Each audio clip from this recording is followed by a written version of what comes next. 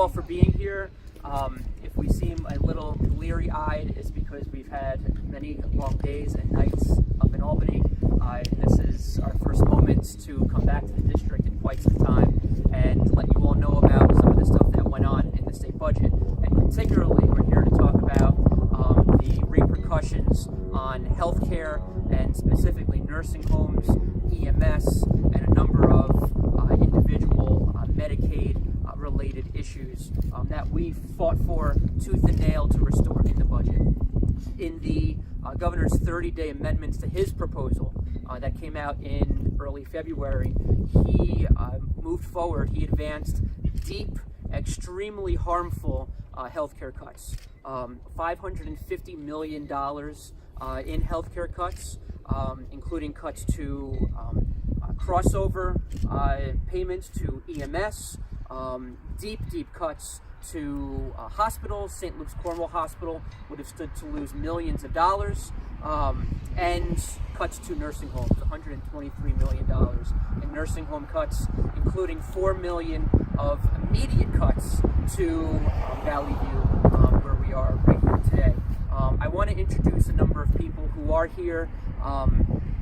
We have our county legislator from Goshen, Jimmy O'Donnell is here. CSEA, including a number of Valley View employees are here. Thank you for what you do and for being here. Of course, my partner in crime, who I'm really privileged to have working alongside me for Orange County and the Greater Hudson Valley, Senator Jen Metzger.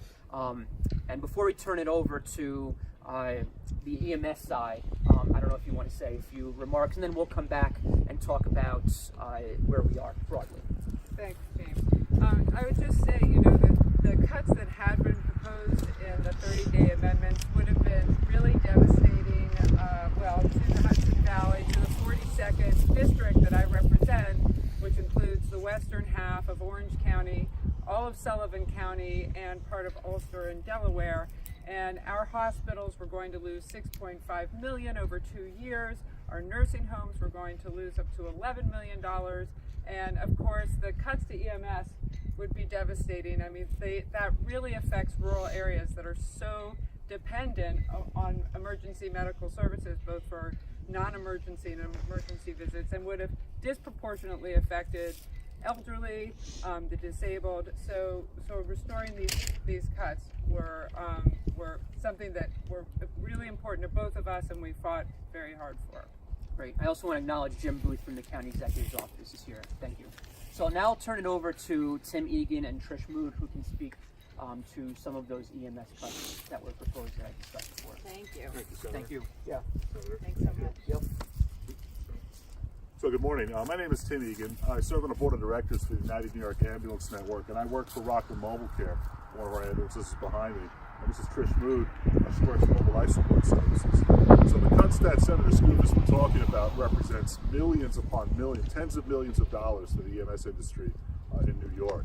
And it would have been absolutely catastrophic to the EMS industry. There would have been more ambulance services closing, and I say more because there were already 2 that closed in Fulton County, in part due to Medicaid cuts. So the proposed budget and then the 30-day amendments really rattled us significantly, and both Senator Skoufis and Senator Metzger stepped up to the plate, along with many others in the legislature, to really get our backs and to get us that funding back so that we can continue to serve the communities. That's very, very important to us, so we want to thank you very much for your service on that. Appreciate that. Thank you so much. Trish, do you want to say anything? Yes, I'll just echo Tim's remarks and just thank Senator Skoufis and Senator Metzger, along with all of our other champions in the Senate and the Assembly, for really supporting our entire industry of EMTs and paramedics who are out there day and night answering the calls for help, and for supporting their community and recognizing that emergency medical services is essential to the health and well-being of our communities. So thank you. Thanks very much. Thanks for what you do. Thanks. Great. And so look, the nursing home piece to this is complex, so I think it's worth explaining a little bit. What the governor and the Department of Health tried to advance was a retroactive cut. And so they're claiming that nursing homes, their case mix So basically how nursing homes classify the acuity of patients, and reimbursements are based on those classifications. The governor and the Department of Health are trying to claim that nursing homes were widely misclassifying patients' acuity and wanted to take back, retroactively cut these payments to nursing homes. We, both of us and like-minded colleagues, took strong exception to the governor's approach here. We felt that there needed to be a very careful analysis of what they were alleging before making any changes to these reimbursements. So what we did was we were successful in both the Assembly and the Senate one-house budgets.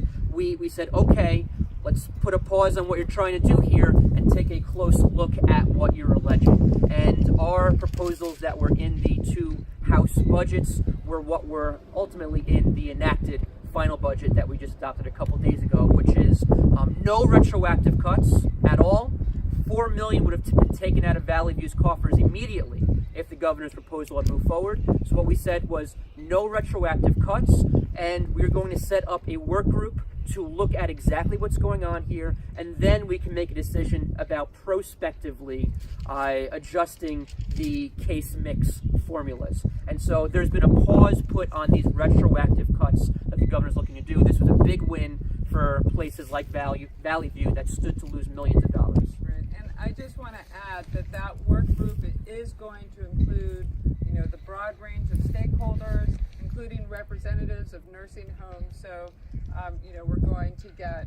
This is going to be, an accurate look at nursing homes in general and their needs. So. And I know that stakeholders, not just the nursing homes, but residents, we received many calls on this issue. Everyone is really engaged on this particular issue. In fact, there were mailers sent out to some of our districts.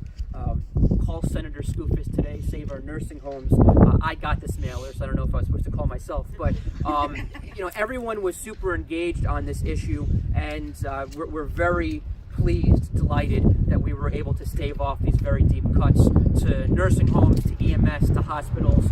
We restored every penny. Of the healthcare cuts that the governor tried to advance. You want to say anything else? Anyone have any questions? We'll start on this, then we can go off topic if you'd like. Senator Metzger, you were throwing out some dollar figures before. Was that for the district you represent or on the whole? So that was for my district, for hospitals and nursing homes. And then secondly, just following up, you just gave the example here of Valley View and the nursing home. What's in your district? So this is actually physically in my her district. district. This is yours. Yeah. Sorry. Yeah. Goshen. Yeah. But to make it clear, these cuts would have affected public and non-public, private nursing homes as well. I think there are over 600 nursing homes in New York State, and so this would have impacted every single one of them. I believe this work group, and we'll be advocating for this, ought to provide special consideration to public nursing homes, because in that case, it's not just a matter of protecting patients, right? It's protecting patients and taxpayers when you're talking about any adjustments to public nursing homes like Valley View. And so this was a big win. So these cuts have been paused, not stopped. When might the cuts happen again? Well, they're So there's no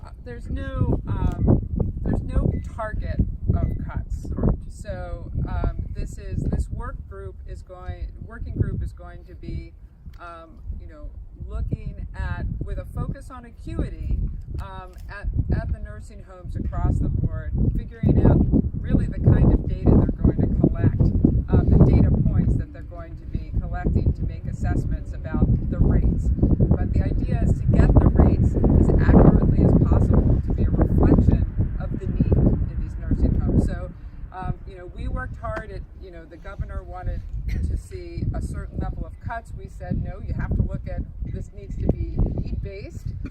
So you have to look at, so there's no set target. But come next state budget season, this is back on the table again. Conceivably, but let's be clear. We don't want nursing homes or any providers to be misclassifying acuity and their patients' needs. That shouldn't be happening. And so if, as the Department of Health is alleging, that is happening, we should correct it. But But what we did was say, not so fast. No one has really taken a hard look at this. No one should want. Taxpayers shouldn't want it, and anyone who's objective here should not want nursing homes to be misclassifying acuity in the people that they're serving. When are you going to name? Who's going to name the stakeholders on the? Who's going to name the stakeholders on the committee? When's the committee going to meet? It's a DOH, Department of Health led effort. So We put parameters on the qualifications of individuals that must be named to this work group. They have to be experts, but the Department of Health Commissioner appoints them. And when will they start meeting? Very soon. Is there language to say you must meet by X date? Because there is a history with other working groups of bypassing by several months up to a year of meeting. Yeah, there is a history of that, and it's up to us to make sure that doesn't happen. And look, I'm the chair of the Committee on Investigations, and if we see that there's malpractice going on here, whether it be inaction or something else, I think that's something that our committee can also move forward and look into and compel action. But I fully expect that this working group will be convening very soon. Senator Skoufis, why is it that the seniors always get the first hit? Yeah, it's wrong. And look, so that was hard. They decide what it is, and they take the first hit on it. that was one of our arguments here, right? So healthcare is critical to everybody, right? Whether you're a newborn or whether you're receiving end-of-life care. But make no mistake, when we're talking about nursing home cuts, that's primarily seniors, and it is fundamental to who we are as a society. The core of what New York should stand for is taking care of our most vulnerable, taking care of seniors who have given back during their entire lives. And that was our argument when these cuts came up is, this is inappropriate, this is wrong, and before we move forward, there needs to be an objective, intelligent analysis of what's going on, because we need to protect our seniors from any inappropriate cuts. I would just add that just in another way that seniors are really hit is on property taxes, and this budget makes that 2% property tax permanent. So. The other question is, will you run for the big seat on the next election? Who are you talking to? No. But I appreciate thanks. We need somebody in the big seat. Thanks. Any other questions? Who are the stakeholders going to be on the committee? You want to answer that? Well, I just know we have nursing homes. Yeah, there's going to be representation from the affected stakeholders or potentially affected stakeholders. And they're going to be experts, from healthcare experts. It can't just be random people or political appointees. These are individuals who have a background of knowing, for example, what case mix even is. And they're going to prepare a report that goes to who? I think it's the Department of Health and the legislature.